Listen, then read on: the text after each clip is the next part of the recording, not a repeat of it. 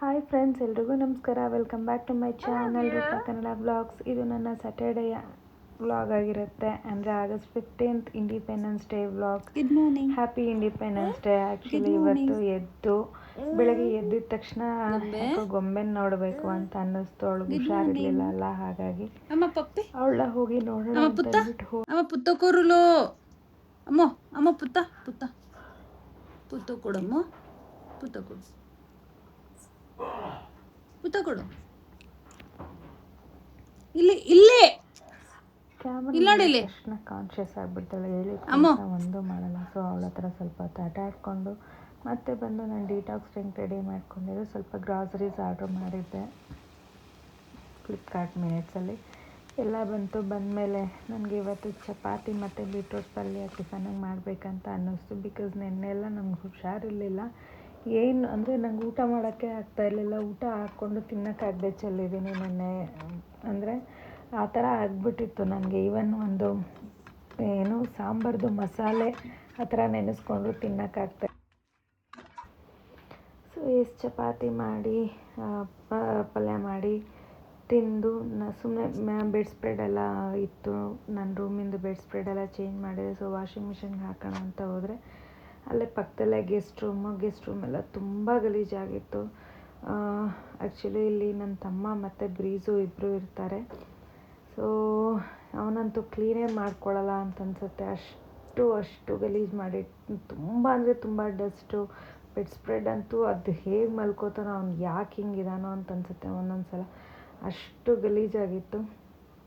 ಅದನ್ನು ನೋಡಿ ನನ್ನ ಕೈಲಿ ಸುಮ್ಮನೆ ಬರೋಕ್ಕಾಗಲಿಲ್ಲ. ಸರಿ ಆಯಿತು, ಬಂದಿದ್ದೀನೆಲ್ಲ ಒಂಚೂರು ಕ್ಲೀನ್ ಮಾಡಿಬಿಟ್ಟು ಹೋಗೋಣ ಅಂತಂದ್ಬಿಟ್ಟು ಎಲ್ಲ ಕ್ಲೀನ್ ಮಾಡ್ತಾಯಿದ್ದೆ. ಸೊ ಮೊದಲಿಗೆ ಇಲ್ಲಿ ಬೆಡ್ ಸ್ಪ್ರೆಡ್ ಎಲ್ಲ ಚೇಂಜ್ ಮಾಡ್ತಾಯಿದ್ದೀನಿ.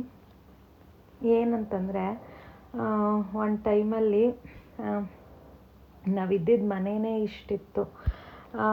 ಆ ಮನೆಗೂ ಕೂಡ ಬಾಡಿಗೆ ಕಟ್ಟೋಕ್ಕಾಗದೇ ಇರೋ ಅಂಥ ಅಷ್ಟು ಕಷ್ಟ. ಈಗ ನೋಡಿ ದೇವರು ಚೆನ್ನಾಗಿಟ್ಟಿದ್ದಾರೆ. I am so grateful for that.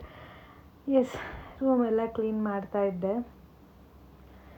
ಆಗ್ತಾಯಿರಲಿಲ್ಲ. Usually ನನಗೆ ಡಸ್ಟ್ ಸುಮ್ಮನೆ ಒಂದು ಕಸ ಗುಡಿಸಿದ್ರೇ ಡಸ್ಟ್ ಅಲರ್ಜಿ ಆಗುತ್ತೆ. ಅಷ್ಟು ಒಂಥರ ಸೆನ್ಸಿಟಿವ್ ನನಗೆ. ಇವತ್ತಂತೂ ಮಲ್ಕೊಂಬಿಡ್ತೀನಿ ಅಂತ ಅನ್ನಿಸ್ತು. ಮೊದಲೇ ನಂಗೆ ಹುಷಾರು ಬೇರೆ ಇರಲಿಲ್ಲ. ನೆನ್ನೆಲ್ಲ ನಾನಂತೂ ಎದ್ದೇ ಇಲ್ಲ.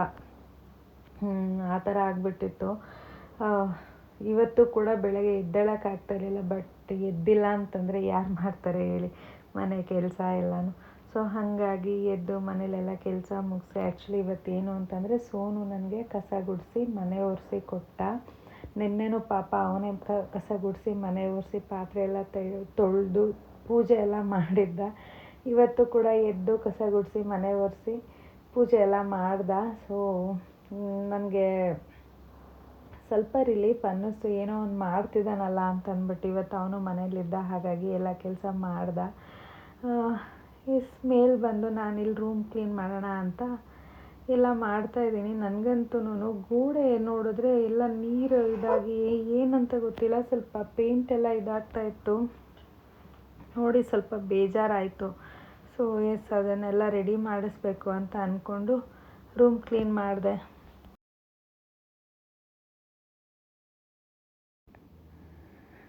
ನೋಡಿ, ಹೀಗೆ ಜನ ನಾವು ಒಂದು ನಂಬಿ ಅವ್ರಿಗೆ ಕೆಲಸ ಕೊಟ್ಟರೆ ಈ ಥರ ಮಾಡ್ತಾರೆ. ಸೊ ಗೋಡೆ ನೋಡಿ ಹೆಂಗಿದೆ ಅಂತಂದ್ಬಿಟ್ಟು. ಅದೇನು ಅವ್ರು ಮಾಡಿರೋ ಫಾಲ್ಟಾ ಇಲ್ಲ ಏನಂತ ಗೊತ್ತಿಲ್ಲ. ನೀರು ಇದಾಗಿ ಆ ಥರ ಆಗ್ತಾಯಿದೆ, ಏನಂತ ಗೊತ್ತಿಲ್ಲ. ನೋಡಿ ಹೆಂಗಾಗಿದೆ ಗೋಡೆ ಎಲ್ಲ. ಇದೊಂಥರ ಏನು ಹೇಳೋದು, ಏನೋ ಒಂಥರ ಬೇಜಾರು ಅನಿಸುತ್ತೆ. ಇದು ಮನೆಯಲ್ಲಿ ಏನಾದರೂ ಒಂದೊಂದು ಸಲ ಬಾಡಿಗೆ ಮನೆಯಲ್ಲಿ ಇರೋದೇ ನೆಮ್ಮದಿಯಪ್ಪ. ಏನು ತಿಂಗಳಾದರೆ ಬಾಡಿಗೆ ಕೊಟ್ಬಿಟ್ಟು ಸುಮ್ಮನೆ ಆಗ್ಬಿಡ್ಬೋದು ಅಂತ ಅನಿಸುತ್ತೆ.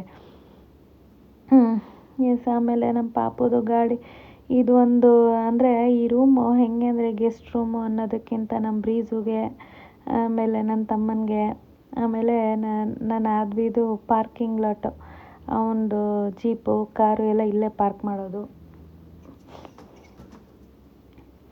ಅವನೇ ಬ್ರೀಝು.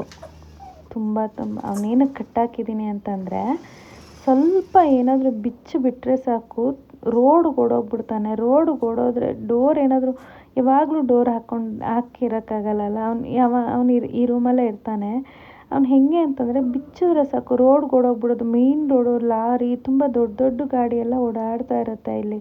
ಸೊ ಹಾಗಾಗಿ ಭಯ. ಹಾಗೆ ನಮ್ಮ ಮನೆಯಲ್ಲಿ ಇನ್ನೊಂದು ಪೆಟ್ಟಿದ್ದ, ಅವನ ಹೆಸರು ಬಬ್ಲು ಅಂತ. ಅವನು ಇದೇ ಥರನೇ ಇದ್ದ. ಆ್ಯಕ್ಚುಲಿ ಅವನ್ನ ಫಸ್ಟು ತಂದಿದ್ದು ನಾವು. ಅವನು ನಮ್ಮ ಮನೆಯಲ್ಲಿ ಅಂದರೆ ಅವನಿಗೆ ಸ್ವಲ್ಪ ಏಜ್ ಆಗಿತ್ತು, ಒಂದು 7-8 ಇಯರ್ಸ್ ಆಗಿತ್ತು. ಆ ಟೈಮಲ್ಲಿ ಇವನು ಪುಟ್ಟ ಮಗು ಯಾರು ಬ್ರೀಝು, ಅವನ್ನ ಎಲ್ಲೋ ನಾನು ಹಿಂಗೆ ಸುಮ್ಮನೆ ಶಾಪಲ್ಲಿ ನೋಡಿ ಅವ್ನು ನಮ್ಮ ಬ್ರೀಝು ಥರನೇ ಇದ್ದಾನೆ ಅಂತ ಅಂದ್ಬಿಟ್ಟು ನಾನು ಅವನ್ನ ಕಾರ್ಕಳದಿಂದ ತೊಗೊಂಬಂದಿದ್ದು ಬ್ರೀಝುನ. ಸೊ ಅವನು ಬಬ್ಲು ಹಾಗೇನೆ ಹಿಂಗೆ ಅವನ್ನ ಯಾವಾಗಲೂ ಹಿಂಗೆ ಬಿಟ್ಟು ಅಂದರೆ ಆಚೆ ಅವನಷ್ಟಕ್ಕೆ ಅವನೇ ಹೋಗ್ಬಿಟ್ಟು ಗಾಡಿ ಆಕ್ಸಿಡೆಂಟ್ ಆಗಿ ಸತ್ತೋದ. ಆಗ್ಲಿಂದ ನನಗೆ ಭಯ. ಡೋರ್ ಕ್ಲೋಸ್ ಆಗಿದ್ದರೆ ಮಾತ್ರ ಪೆಟ್ಸನ್ನು ಬಿಟ್ಟಿರ್ತೀನಿ, ಇಲ್ಲಾಂದರೆ ಈ ಥರ ಕಟ್ಟಾಕ್ತೀನಿ. ರಿಯೋನೂ ಅಷ್ಟೇ. ಈಗ ಮೊನ್ನೆ ಹಿಂಗೆ ಒಂದು 3 ಡೇಸ್ ಬ್ಯಾಕು, 3 ಡೇಸ್ ಅಲ್ಲ, ಒಂದು 10 ಡೇಸ್ ಬ್ಯಾಕು ಹಿಂಗೆ ಬಿಟ್ಬಿಟ್ಟು ಎಲ್ಲೋ ಹೋಗ್ಬಿಟ್ಟಿದ್ದ. ಸುಮಾರು ಒಂದು 3 to 4 hours ಹುಡುಕಿದ್ದೀನಿ.